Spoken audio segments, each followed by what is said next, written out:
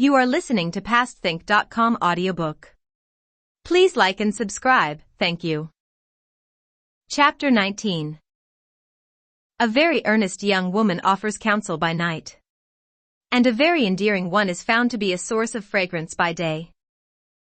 On the day following the imperial concubine's return to the palace, she called on the emperor to offer thanks and gave him a full account of her visitation.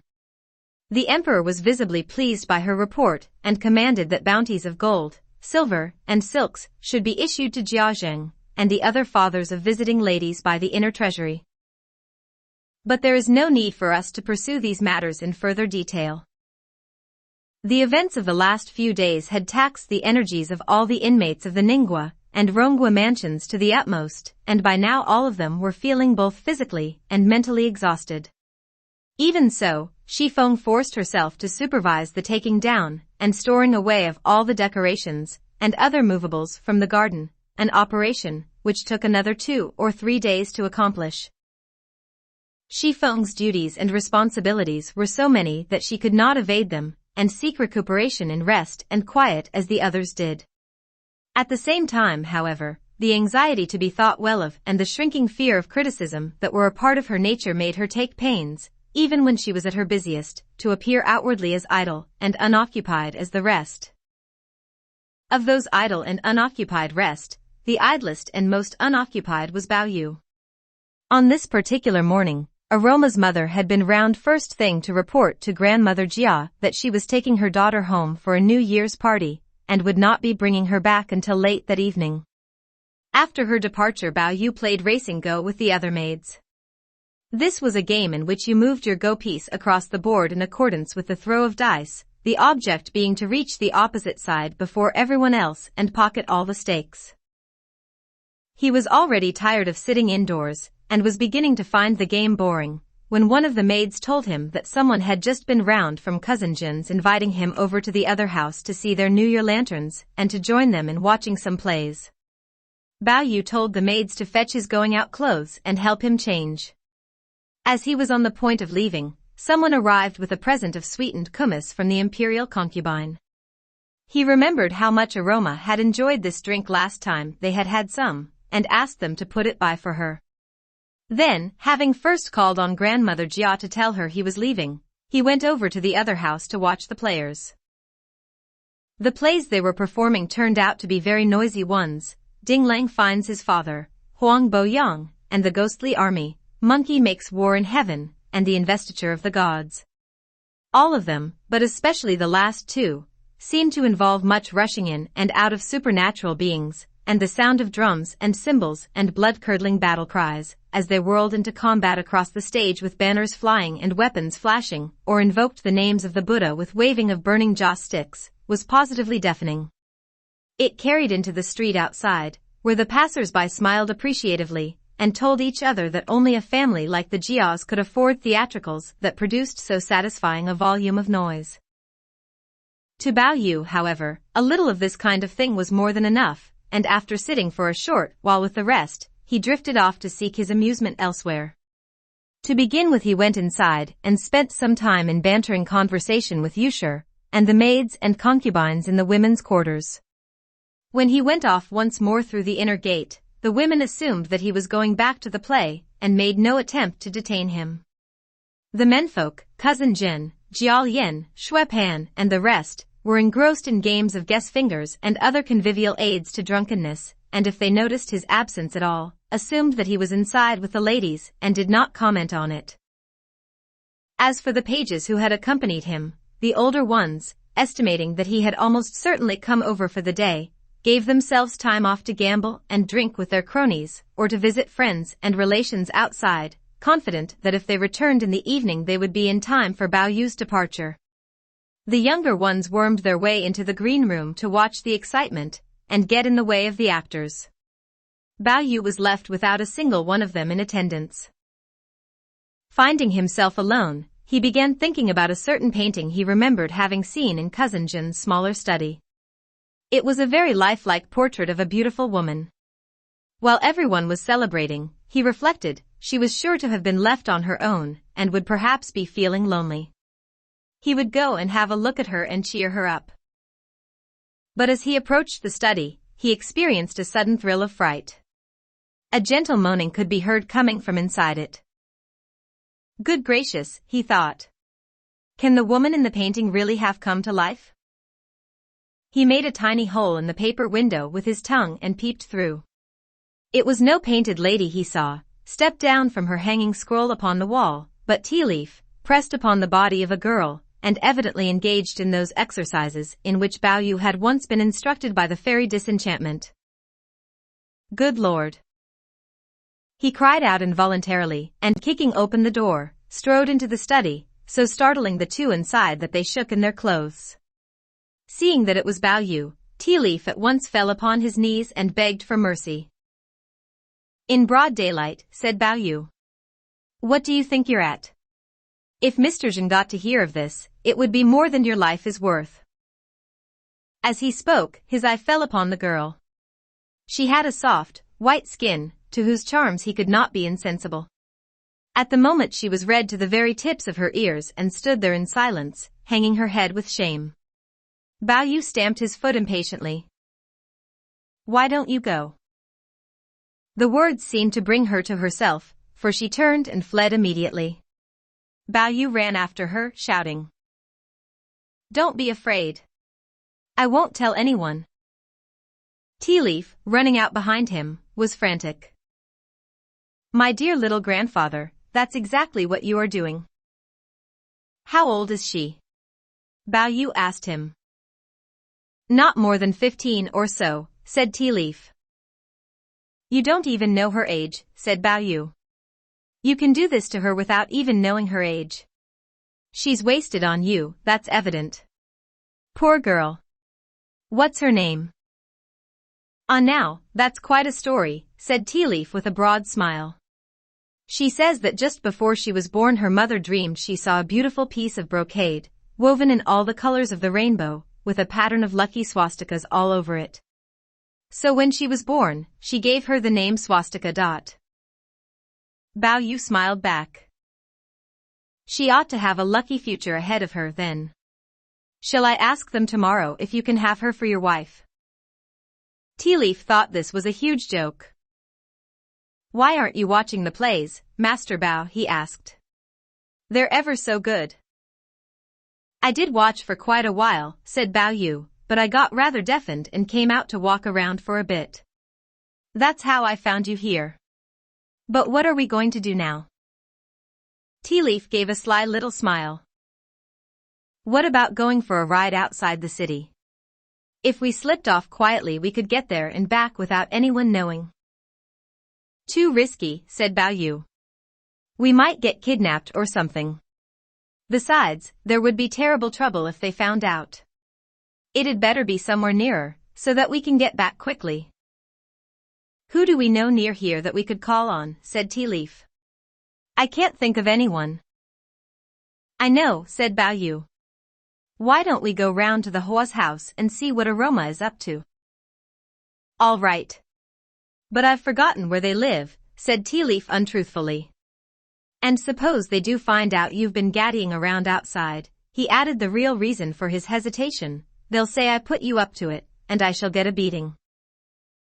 I'll see you don't get into trouble, said Bao Yu.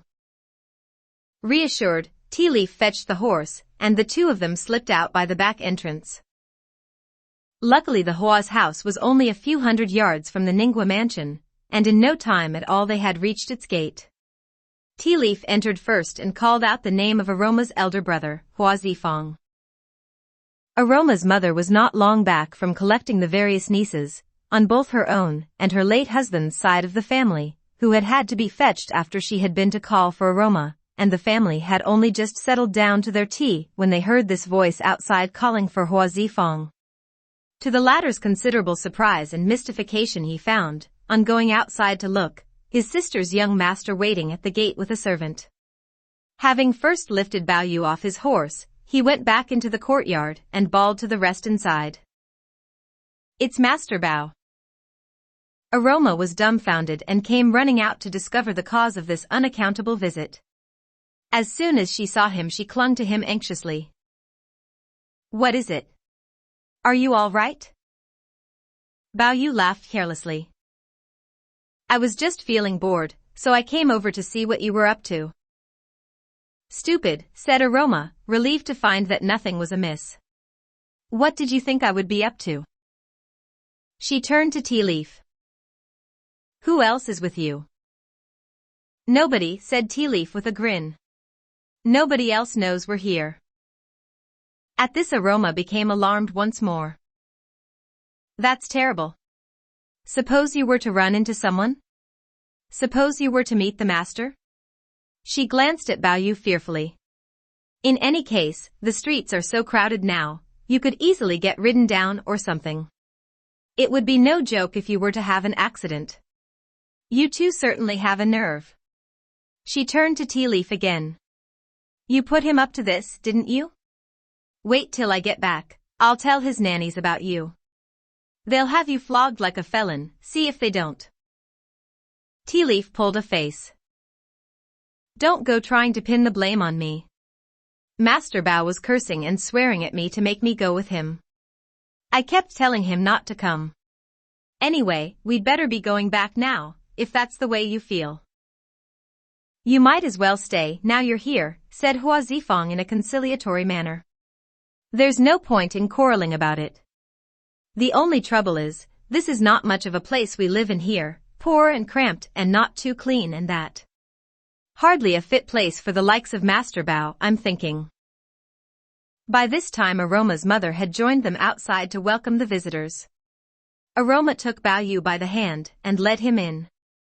He saw 4 or 5 girls sitting down inside who hung their heads and blushed when he entered.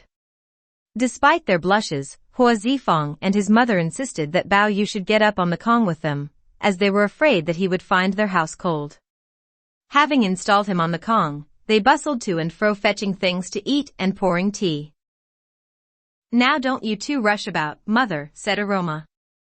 I know how to look after him. There's no point in your giving him a lot of things he won't be able to eat. As she said this she took her own cushion that she had been sitting on, put it on top of a little short-legged Kong table, and made Bao Yu sit on it with his feet on her metal foot warmer. Then she took a couple of rose-shaped perfume lozenges from a little purse she was wearing, opened up her hand warmer, popped the lozenges onto the burning charcoal, and closing it up again, stuffed it into the front of his gown. Having at last got him settled comfortably, and to her own satisfaction, she served him with tea which she poured out for him into her own cup. Hua Zifang and his mother had by now finished laying an elaborate tea. The cakes, nuts and dried fruits were arranged on their plates, and the plates themselves on the table, with painstaking attention to symmetry and design. Aroma could tell at a glance that there was nothing there which Bao Yu could possibly be expected to eat. But her family must not be offended. Since you've decided to come, she said to Bao Yu with a smile, we can't let you go without having tasted something of ours. You'll have to try something, just to be able to say that you have been our guest. She took a handful of pine nuts from one of the dishes on the table, and blowing away the skins, handed them to him on her handkerchief. Bao Yu noticed that Aroma's eyes were slightly red, and that there were recent tear stains on her powdered cheeks. Why have you been crying? He spoke the words in an undertone as she handed him the pine nuts. Who's been crying? Said Aroma with a faint laugh. I've just been rubbing my eyes. Her little fiction was successful, for he made no further comment. Bao Yu was wearing his dark red gown with the pattern of golden dragons and white fox fur lining, and a sable-lined slate blue jacket with fringed edges. Fancy, said Aroma, you got yourself all dressed up just to come and see us. Didn't anyone ask you where you were going? No, said Bao Yu. Actually I changed because I was going to Cousin Jun's. He invited me over to watch the players. Aroma nodded.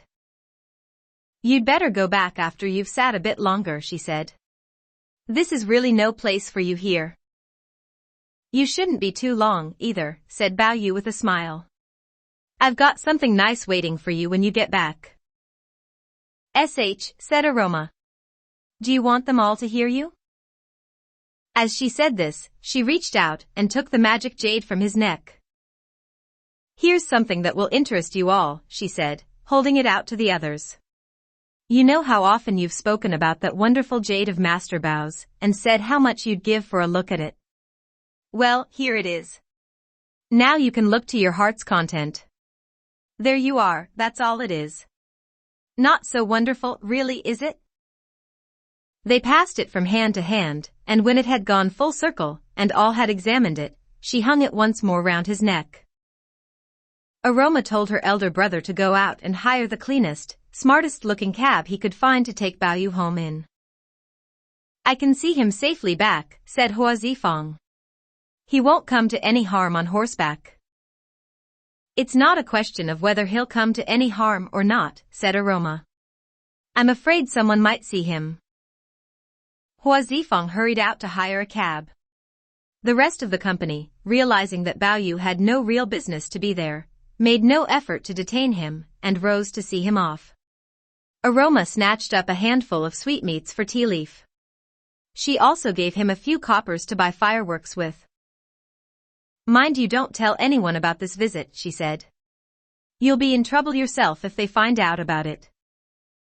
She escorted Baoyu to the gate and saw him into the cab, pulling the blind down on him as soon as he was inside. Tea Leaf and her brother followed behind it with the horse. When they arrived outside the Ningguo mansion, Tea Leaf told the cabbie to stop. We'd better go in here for a bit before going home, he explained to Aroma's brother. Otherwise they might get suspicious. Hua Zifang acknowledged the sense of this precaution, and lifting Baoyu from the cab, helped him up onto his horse. Thank you for your trouble, said Baoyu with a winning smile as he rode into the rear gate of the Ningguo mansion. And there, for the time being, we shall leave him. When Baoyu left his room for the other mansion, his maids were free to do exactly as they liked and threw themselves into their amusements with great abandon. Some played at racing go, some at dice and dominoes. Everywhere a litter of the spat-out skins of melon seeds bore silent testimony to their indulgence. It was unfortunate that Nanny Li should have chosen such a moment to come stomping in, stick in hand, to call on Baoyu, and to inquire how he was getting on. She could see that Baoyu was out, and the uproar created in his absence by the maids was deeply offensive to her. Now that I've left service and don't come in very often, she said with a sigh, you girls have got worse than ever. The other nannies can do nothing with you. And as for Baoyu, he's like a 6-foot lampstand that lights up others, but stays dark itself, for he's always on about how dirty other people are, but look at the mess he allows you to make of his own room. It's a disgrace. Now the maids all knew that Baoyu did not care about such matters. They also knew that Nanny Li was pensioned off now, and had no more power over them. They therefore continued with their fun, and took no notice of her. But Nanny Li was not to be ignored. How is Baoyu eating nowadays? What time does he go to bed? She plied the maids with questions which they answered either cheekily or not at all. One of them even said, quite audibly, and in her hearing, old nuisance. What's in this covered bowl? Nanny Li went on. It's junket, isn't it? Why don't you offer it to me? She picked up the gift of kumis and began to drink it. Don't you touch that, said one of the maids. He was keeping that for Aroma. He'll be angry when he gets back and finds out about that. You'd better tell him yourself you took it. We don't want you getting us into trouble. Nanny Li was angry and embarrassed at one and the same time. I won't believe it of him, she said. I won't believe he would be so wicked as to grudge his old nanny a bowl of milk. Why, he owes it to me. And not only a bowl of milk, either. Much more precious things than that. Do you mean to tell me that Aroma counts for more with him than I do? He ought to stop and ask himself how he grew up to be the big boy he is today. It's my milk he sucked, that came from my own heart's blood, that's what he grew up on. And you mean to tell me that now, if I drink one little bowlful of his milk, cow's milk, he's going to be angry with me? Well, I will drink it, so there. He can do what he likes about it. And as for that Aroma, I don't know what sort of a wonderful creature you think she is, a little bit of a girl I picked out myself and trained with my own hand. Defiantly she applied the kumis once more to her lip, and downed it to the last gulp. One of the maids, politer than the rest, attempted to placate her. They shouldn't talk to you like that, Nanny. I'm not surprised you are cross. Of course Bao Yu isn't going to upset himself over a little thing like that. He's much more likely to send something nice round to you when he hears that you've been to see him. Don't you try wheedling me with your airs and graces, young woman, said Nanny Lee implacably. You think I don't know about Snow Pink being dismissed that time over the tea? You needn't worry. If he makes a fuss about it tomorrow, I shall take the blame. She went off in dudgeon. Presently Bao Yu returned and sent someone off to fetch Aroma. He noticed Skybright lying motionless on the daybed. What's the matter with her, he asked. Is she ill? Or has she lost the game? She was winning, said Ripple. Then Nanny Lee came along and put her off her stroke, and she started losing. She got so cross that she had to go and lie down. You shouldn't all take the old girl so seriously, said Bao Yu. Just leave her to do as she likes and take no notice. Just at that moment Aroma arrived and said hello to everyone. She asked Bao Yu where he had eaten and what time he had got back. She also gave her mother's regards to the other maids. When she had finished changing out of her holiday attire and taken the going-out ornaments from her hair, Bao Yu asked someone to fetch the kumis. There was a chorus of replies from the maids. Nanny Lee drank it. Bao Yu was about to say something when Aroma cut in with a smile. So that's what you were saving for me. It was a very kind thought, but last time I had some of that stuff I took too much, being so fond of it, and gave myself a terrible stomachache. It didn't go away until I'd brought it all up again, and it's put me off it ever since. It's a good job really that she did drink it. It would only have got left around and gone bad. Now what I'd really fancy are some dried chestnuts, if you'd like to be peeling them for me while I make up your bed on the Kong. Bao Yu was completely taken in by this little ruse, and forgetting all about the kumis, went off for some chestnuts and sat down by the lamp to peel them. He and Aroma were now alone in the room together. Glancing up with a smile from his peeling he said, What relation of yours was that girl in the red dress today? That's my mother's sister's child. Bao Yu made appreciative noises. What are you ooing and ing about, said Aroma. No, don't tell me. I know how your mind works. You think she's not good enough to wear red. No. On the contrary, said Bao Yu. If she's not good enough to wear red, I shouldn't think anyone is. No, I was merely thinking what a beautiful girl she is, and how nice it would be if we could have her to live with us here. Because I have the misfortune to be a slave, Aroma said bitterly, does that mean that all my relations ought to be slaves too? I suppose you think every pretty girl you see is just waiting to be bought so that she can be a servant in your household. How touchy you are, said Bao Yu. Having her to live with us doesn't have to mean as a servant, does it? It could mean as a bride. Thank you, I'm sure, said Aroma. But my folk are not quite grand enough for that. Bao Yu was unwilling to pursue a conversation that had become so unpleasant, and went on peeling in silence. Why don't you say something, said Aroma. I suppose I've upset you now. Well, never mind.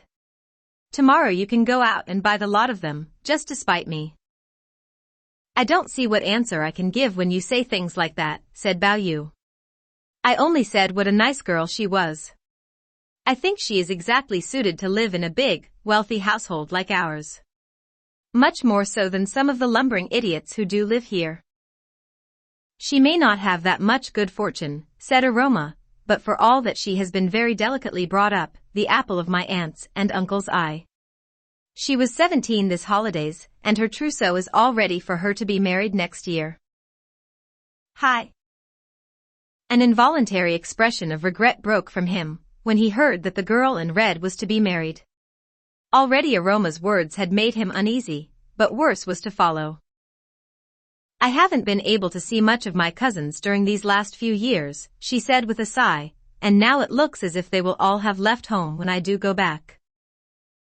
There was obviously a good deal more that lay behind this remark. Startled, he threw down the chestnut he was peeling and asked her. How do you mean, when you do go back? Today I heard my mother discussing it with my elder brother. They want me to hold out this 1 year more, then next year they will see about buying me out of service. Bao Yu was becoming more and more alarmed. Why should they want to buy you out of service? Well, upon my word, that's a funny question to ask, said Aroma. I'm not one of your house-born slaves, my family lives elsewhere. I'm the only member of my family away from home. There's no future for me here. Naturally I want to rejoin them. You can't if I won't let you, said Bao Yu. I never heard of such a thing, said Aroma. Even in Palace Hall. Law is the lord of all. A bond is a bond. When their term of service has ended, you have to let people go. You can't force them to stay in service forever and ever, especially a household like yours. Bao Yu thought a bit. What she said seemed reasonable enough. But suppose grandmother won't let you? Why shouldn't she, said Aroma. If I were a very exceptional sort of person, it's quite possible that she and her ladyship might feel upset at the idea of losing me and offer my family money to let me stay on. But as it is, I'm only a very ordinary sort of maid.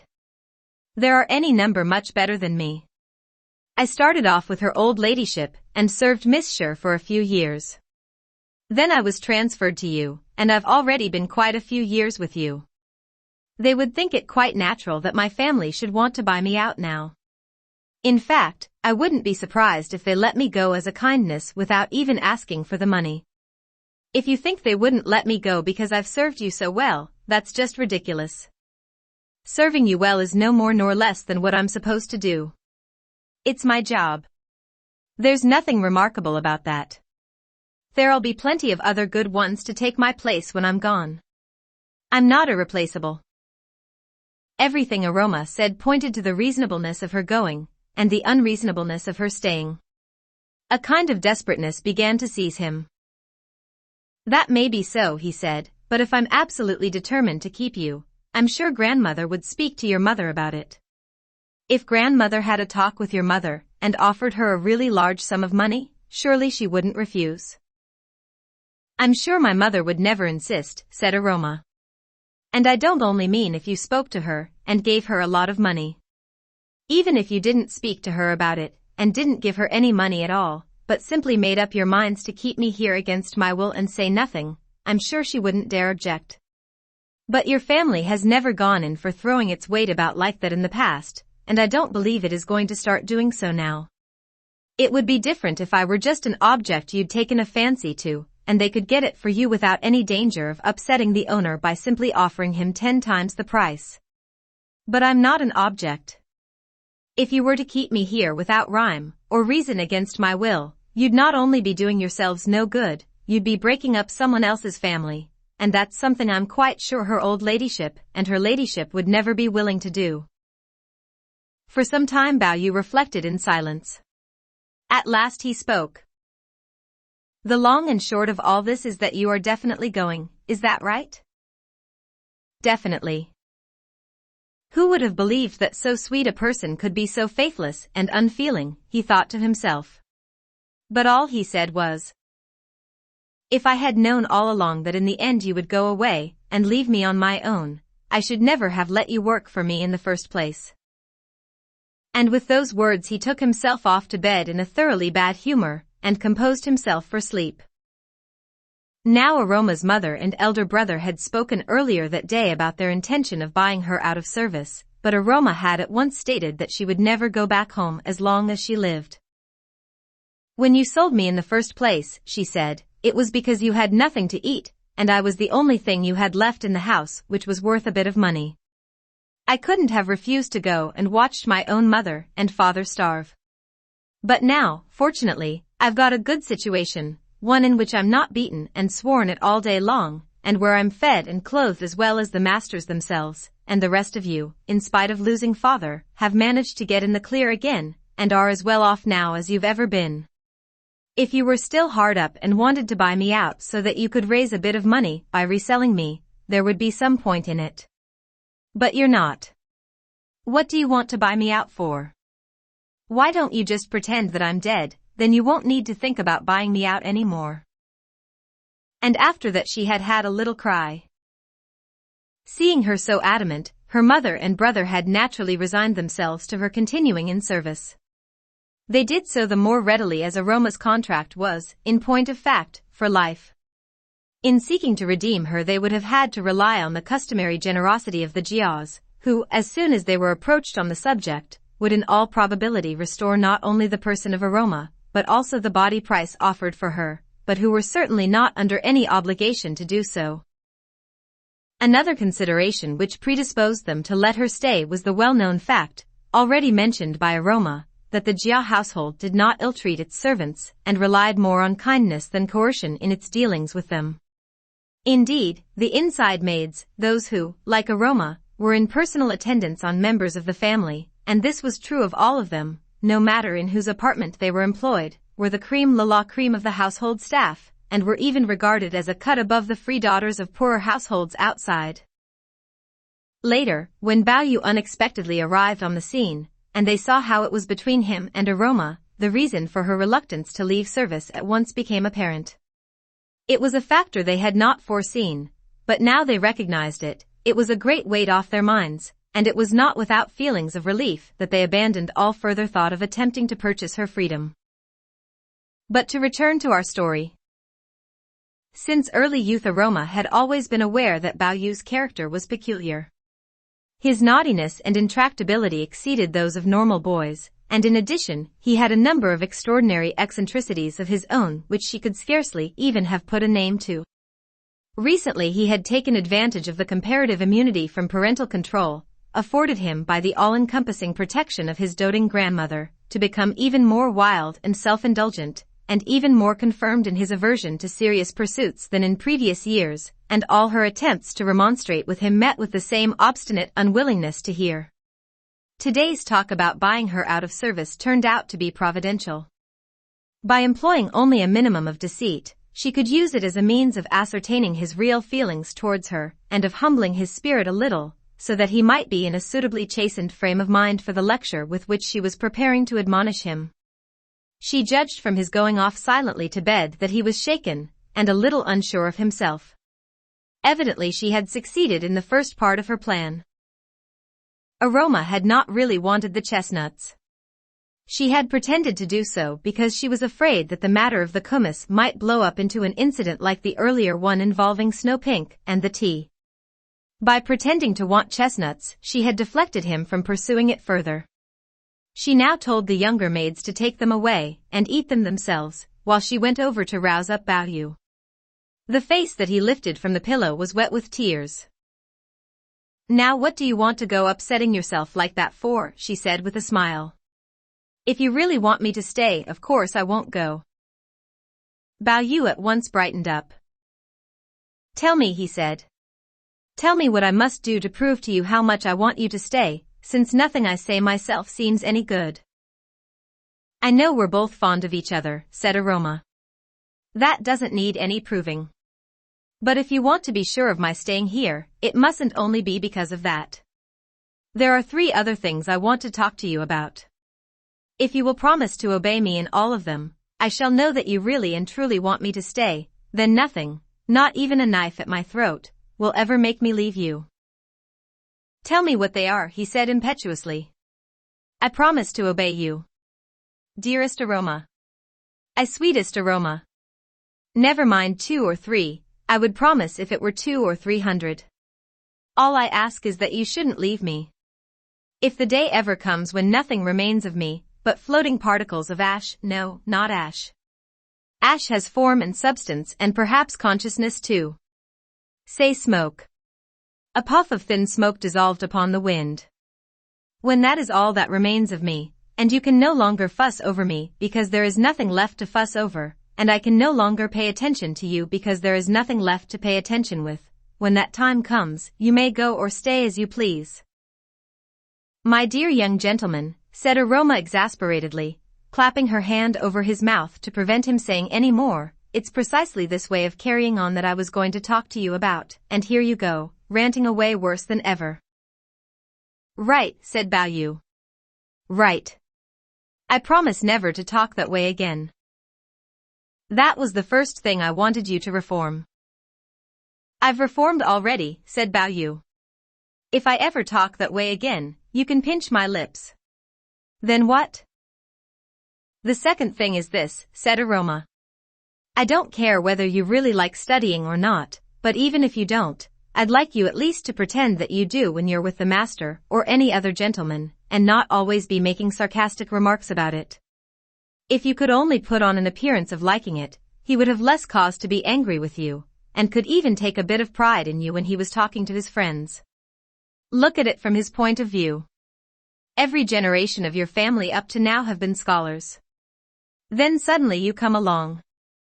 Not only do you hate studying, that's already enough to make him feel angry and upset, but on top of that you have to be forever making rude remarks about it, and not only behind his back, but even when he's there.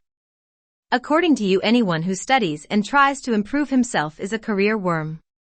According to you, the Illumination of Clear Virtue, or whatever it's called, is the only genuine book ever written, and all the rest are forgeries.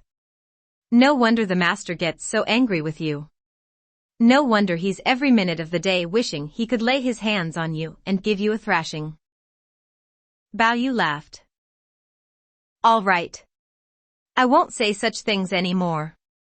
In any case, these are all things I used to say when I was younger and didn't know any better. I don't say things like that nowadays. What else? You must leave off forever going on about people's appearance and interfering with their makeup, and you must give up that filthy habit of stealing people's lipstick and eating it on the sly. That's most important. I'll reform. I'll reform. Is there anything else now?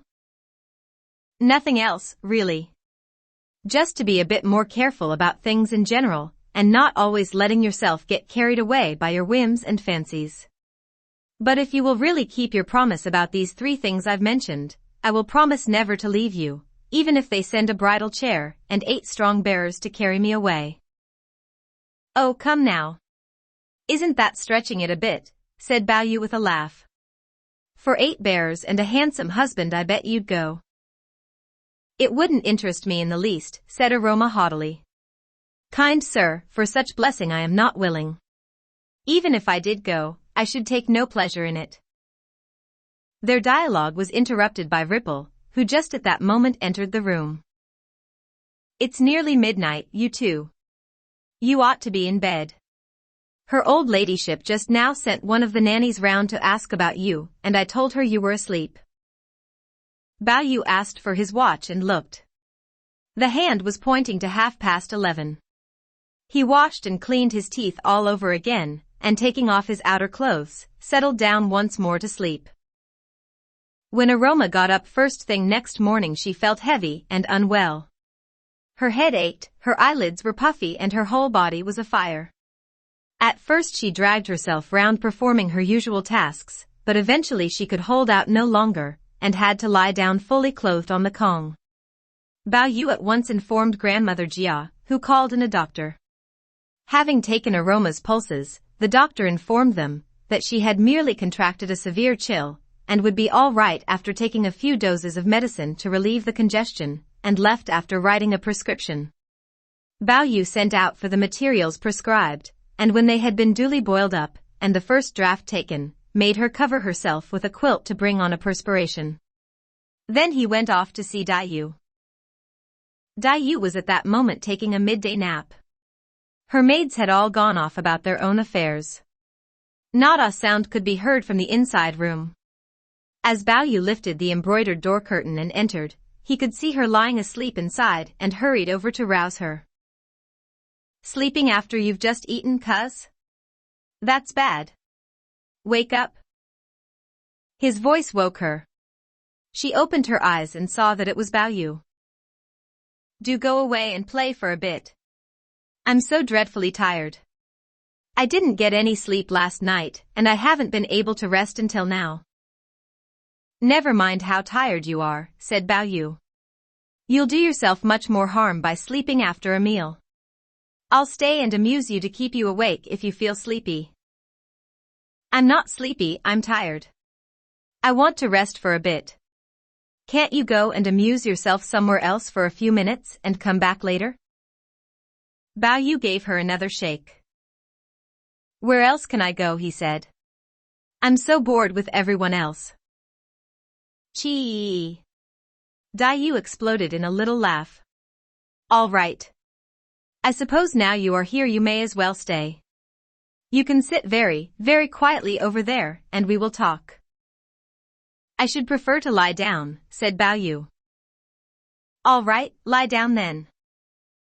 There isn't a pillow. We shall have to share yours. Don't be ridiculous, said Dai Yu. Look at all those pillows in the next room. Why don't you get yourself one of them? Bao Yu went into the outer room for a look, but came back empty-handed. I don't want any of them, he said genially. How do I know some dirty old woman hasn't been sleeping on them? Dai Yu opened her eyes very wide. You really are the bane of my life, she said. Here, take this. She pushed the pillow she had been lying on towards him, and got up to fetch another one of her own to replace it with. The two of them then reclined, facing each other, at opposite ends of the bed.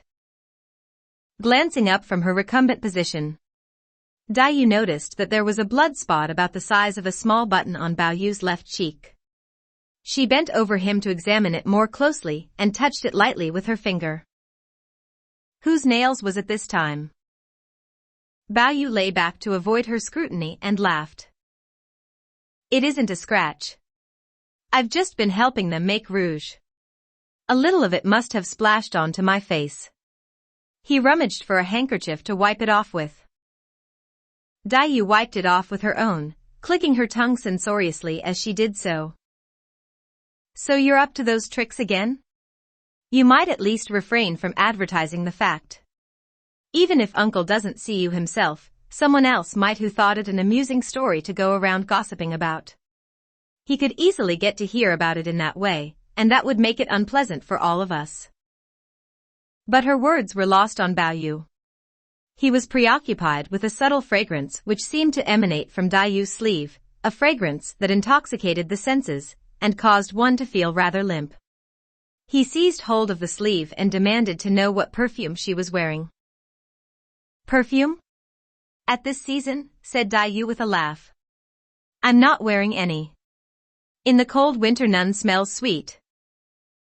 Well, where does it come from, then? I don't know myself where it comes from, said Dai Yu. I suppose it might have come from the wardrobe.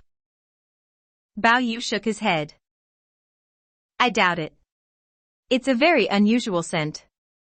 Not the kind you would get from a scent cake, or a perfume ball or sachet. I hope you don't imagine it's some exotic perfume given me by the immortals of the Isles.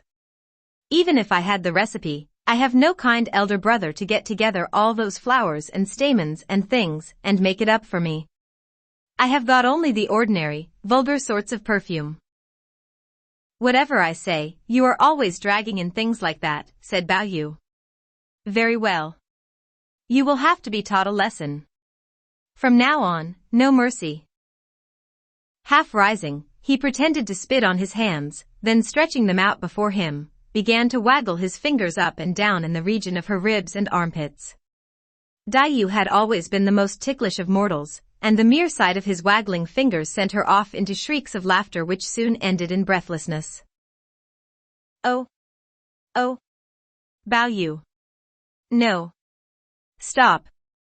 I'll be angry. Will you say things like that anymore? No, said Dai Yu, laughing weakly, I promise. She proceeded to pat her hair into place, smilingly complacently. So I've got an unusual fragrance, have I?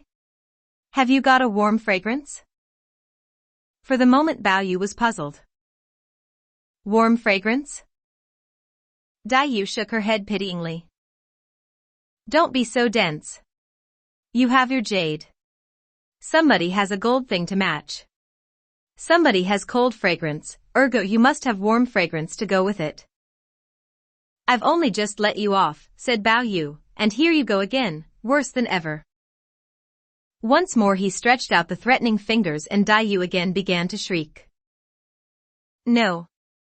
Bao Yu. Please. I promise. All right, I forgive you. But you must let me smell your sleeve. He wrapped the free end of that garment over his face and abandoned himself to long and prodigious sniffs. Dai Yu jerked away her arm. I really think you ought to go. Couldn't go if I wanted to. Let's lie down very quietly and genteelly and have a conversation. And he stretched himself out again. Dai Yu lay down too and covered her face with a handkerchief. He tried to arouse her interest with desultory chat, talking for the sake of talking. Dai Yu took no notice. He tried asking questions. How old was she when she first came to the capital? What had the scenery been like on the journey? What places of historical interest were there in Yangzhou? What were its inhabitants like? What were its local customs? Dai Yu made no reply. Still concerned that she might fall asleep and injure her health, he tried a ruse. Why, yes, he said, as if suddenly remembering something. There's a famous story that took place near Yangzhou.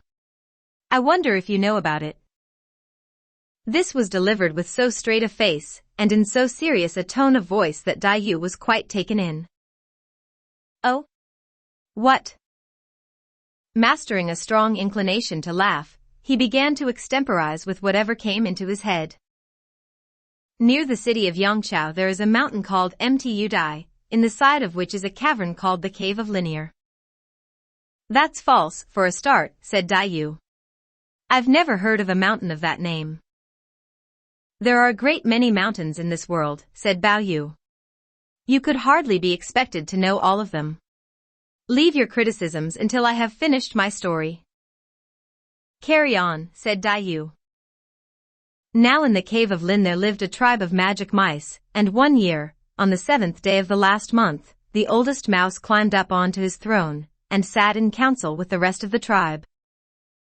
Tomorrow is Nibbon's day, he said, and everywhere in the world of men they will be cooking fermenty. Since our cave is at present short of dry provender, we should take this opportunity of replenishing our stores by raiding theirs. He took a ceremonial arrow from the receptacle in front of him, and handing it to an able younger mouse, instructed him to carry out a reconnaissance.